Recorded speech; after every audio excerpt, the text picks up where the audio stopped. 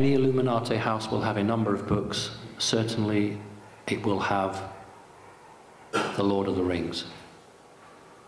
Rings are very important for conjuring jinn.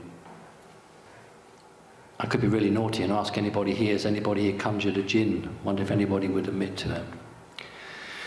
Okay, if you type in Solomon's Temple, this is invariably the image you get. It's totally incorrect. But you do have the two pillars, and the two pillars are portals.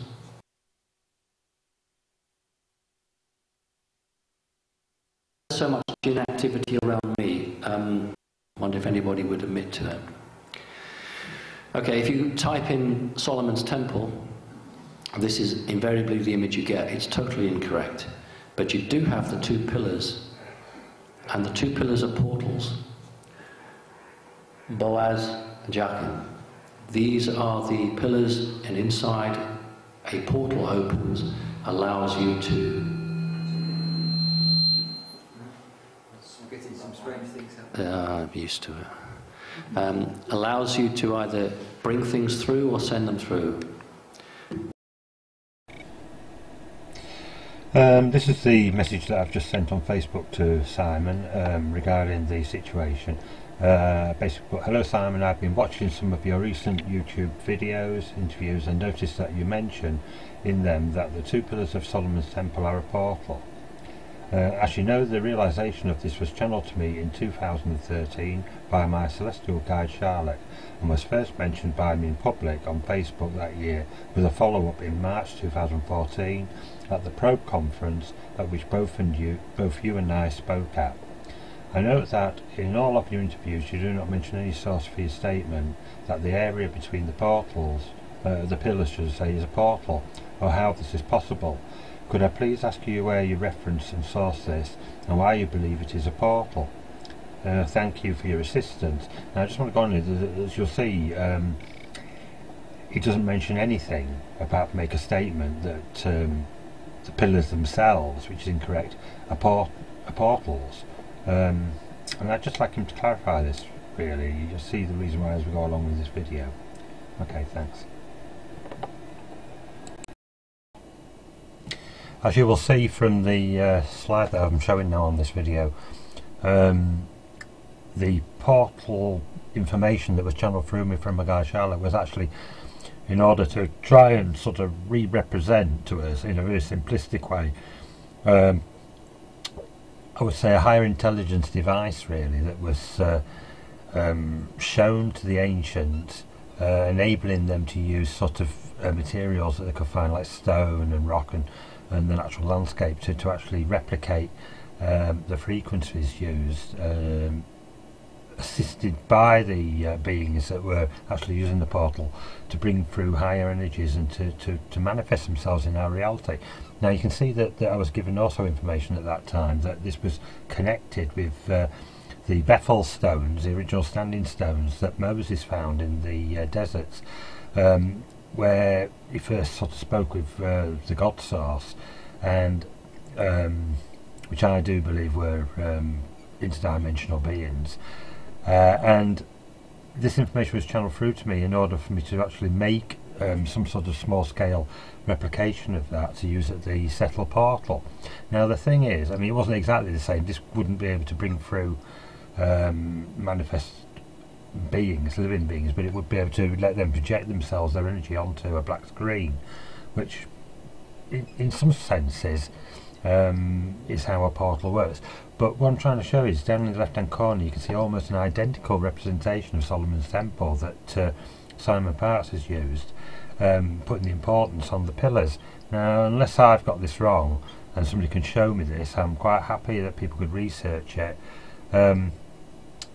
This was the first indication I've ever come across, you know, through this channeling from a guide, that the pillars have been associated with interdimensional portals in any way, shape or form. And I'd like to know really how, unless Simon's got privy information from somewhere else, that he knows this, you know. And the only way I can think he knows this is that he actually saw my demonstration with this slide at the Probe conference in 2014.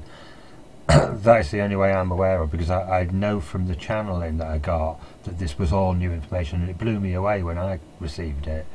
So unless somebody can show me in another book or a film or something somewhere that this predates, this idea predates 2013, when the channeling began on this, I really do think that, you know, which I'm going to explain in the next part of this video, that how can we start to trust everything that ufologists are saying when they're actually, I'm not going to say hijacking, that's too strong a word, but taking information out of context and, you know, it's been going on for years, presenting it as their own.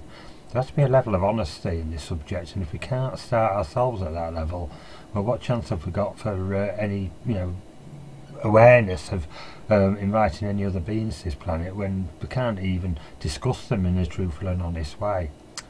Okay, thank you.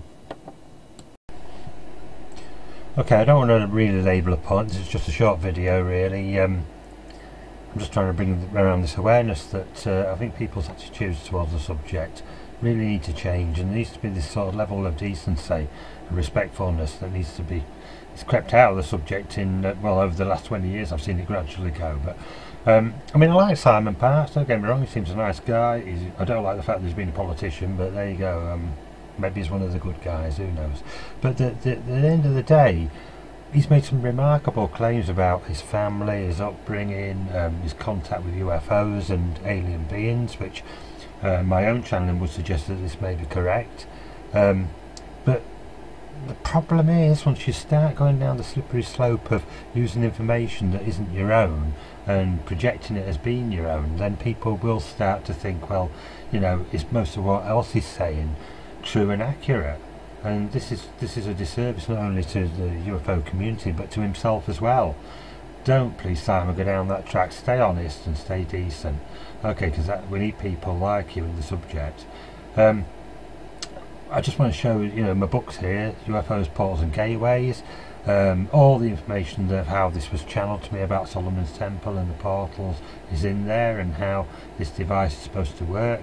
It's not a plug to buy the book, but I would, you know, happily share any of the information in that with anyone, including you, Simon. So as long as you reference and you state where this information, remember, it's not me myself that actually invented this proposition with the pillars of Solomon's Temple. It's my guide Charlotte, so it's coming from a higher source, and I would imagine that you know the you know, ramifications of dabbling and changing information that comes from a higher source. It's not good for your own future and your own you know, career in this subject.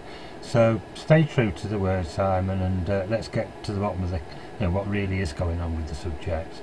Okay, thanks a lot everyone for listening.